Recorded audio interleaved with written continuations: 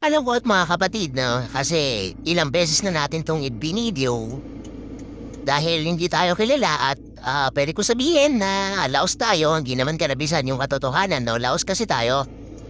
Laos tayong vlogger.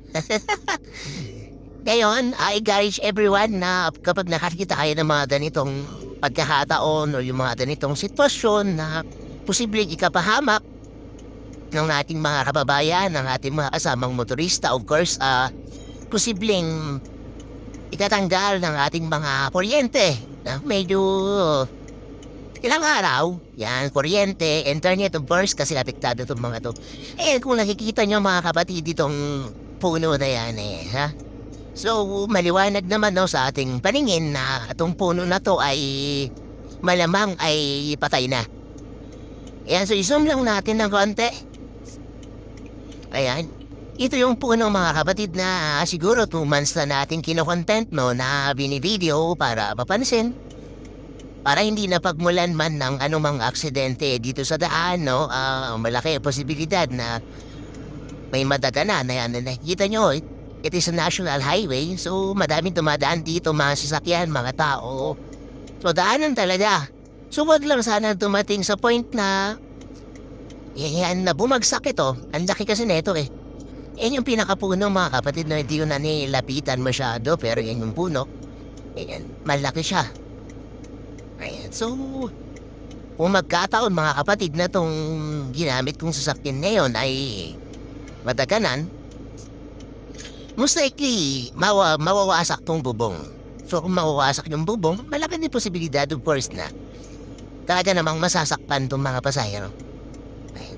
SUV na to mga kapatid. How much more pag ikaw ay nakabike, kapag ikaw ay naglalakad, kapag ikaw ay nakamotor, mas malaking abala ang mangyayari. So, nakikiusap po tayo sa kinauukulan.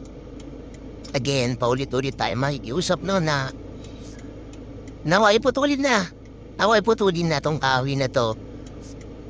Tuyong-tuyo na siya, so maulan at mahangin po dito sa ating probinsya, sa ating mahal na Aurora, no? So anytime, pag malakas ang ulan, pwedeng bumagsak to. Malakas ang hangin, bumagyo, lumindol, or kung ano man mga kapatid, ay pwedeng makadisgrasya to. Malaki posibilidad na makadisgrasya. So may kasabihan nga mga kapatid na prevention is better than cure. So hopefully, mga sir, mga boss, no, kahit yung kapitan na lang po na nakakasapop dito, no, dito sa lugar na to, pwede na natin putulin to. No? Putulin natin dun sa taas, unahin natin sa taas of course para hindi masyadong malaki yung babagsakan, konti-unti, hanggang sa manop. Hanggang sa maputol natin.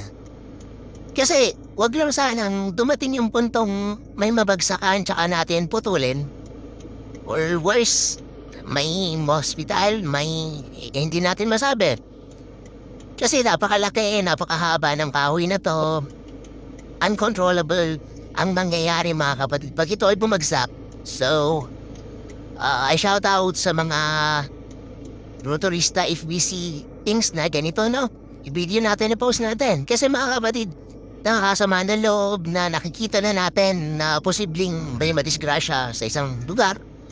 Posibleng may masaktan, pero hindi pa natin ginagawa ng paraan, no? So, gawin natin ng paraan. Hindi naman tayo sikat. Halos tayo eh. Walang manunood, pero pag ang nag-content na ito, mga kapatid, mga sikat, papanuorin yan, of course, makakarating yan sa kinahukulan. Mas mabilis pa sa kidlat kung tawagin. Chill lang po, happy holiday.